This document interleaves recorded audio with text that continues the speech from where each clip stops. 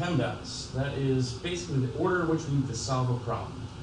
One thing I want to point out first, PEMDAS, the P can stand for parentheses, but it's also, you can also hear this as GEMDAS, which means a grouping symbol. So that includes absolute value or a square root symbol. Those are basically big symbols that group other operations. Basically, you have to do everything inside of there first, and then you can expand outside of there. Another thing I want to point out, that multiplication and division are on the same level.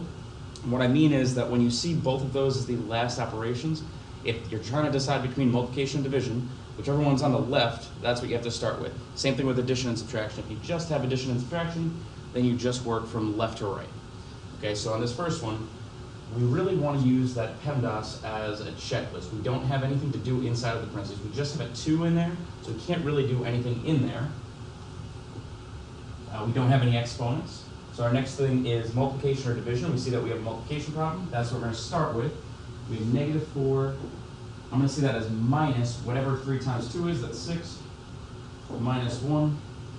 So all I did was 3 times 2. That was the multiplication part of the problem. Now I just have subtraction. I'm going to work from left to right. Make sure you go left to right here. -4 minus 6 is -10. Minus 1 is then -11. That's our final answer. On the next one, we don't actually have our problem written out yet. We have x equals -2, and then we have 2 x's in the problem. We're going to substitute in -2 for both of those x's. That's the first step. I'm just going to substitute that -2 in for both x's, and I'm going to put it in parentheses. So -3 minus 3 times -2 divided by 3 plus 2 times -2. It's really important that you put it in parentheses so that you see it's multiplication happening there. 3 times x became 3 times -2. It's not subtracting 2. You need to write that with parentheses. So when we see that big fraction, we really want to solve everything on top, and if we could, solve everything on the bottom, and then divide those two numbers. That's what I'm going to start with, everything on the top. And I want to follow order of operations on top, so I'm going to start with 3 times -2.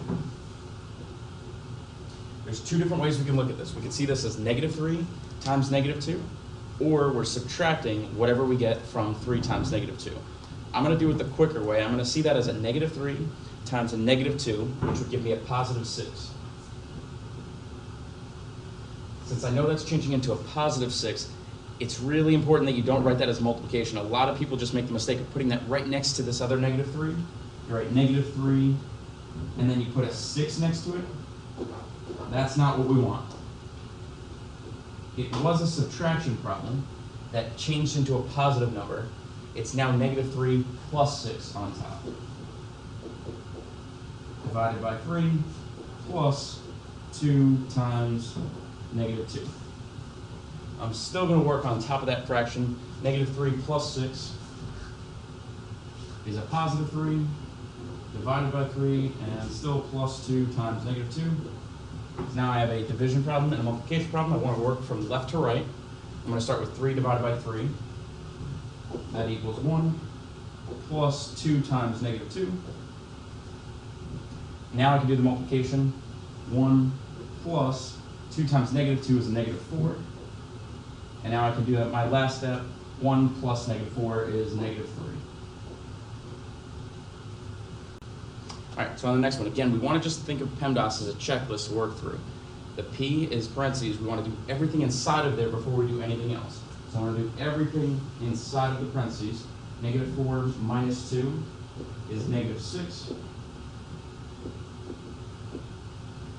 I've done everything I can in the parentheses. Now I want to do my exponents. And again, I really want to work that left to right. When you have multiple exponents, just go from left to right. So we're going to do -6 squared. That's -6 times -6. It's 2 times whatever we get from that. -6 times -6 is +36 minus 2 squared.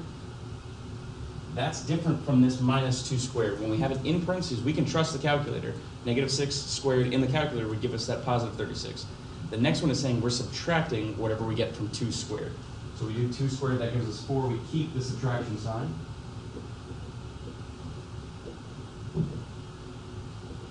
And now we have multiplication and subtraction left. We're going to do the multiplication first. That would give us 72. Minus 4 would give us a final answer of 68. All right, on the fourth one, we have subtraction. Then we have exponents, we have stuff inside of parentheses, and another thing inside of parentheses. We're going to start inside of the parentheses. So I'm going to simplify both of those separately. 2 to the 4th would give me 16. That's the only thing I'm going to change. 20 minus 3 squared inside the parentheses is now 16. And I'm also going to change this one inside the parentheses. The parentheses don't really affect each other yet, so I'm going to do that in the same step. 2 to the negative 3rd power. You're going to hit this button on your calculator, y to the x. That lets you type any exponent that you want. That would give us the decimal 0.125. It's the same thing as 1/8. And now we have an exponent that's outside the parentheses. We've done everything that we can inside the parentheses. Now we're going to square the 3. So we have 20 minus 9 times 16 times 0.125. Now I have subtraction and 2 multiplication problems. 9 times 16 times 0.125. I'm going to multiply all of that stuff together in one shot. 9 times 16 times 0.125 would give me 18. That gives me 20 minus 18,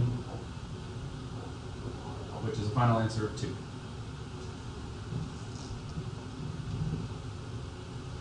All right, the last one I'm going over with you has 2 numbers that we need to plug in. We need to plug in a -2 for x and 1/3 for y.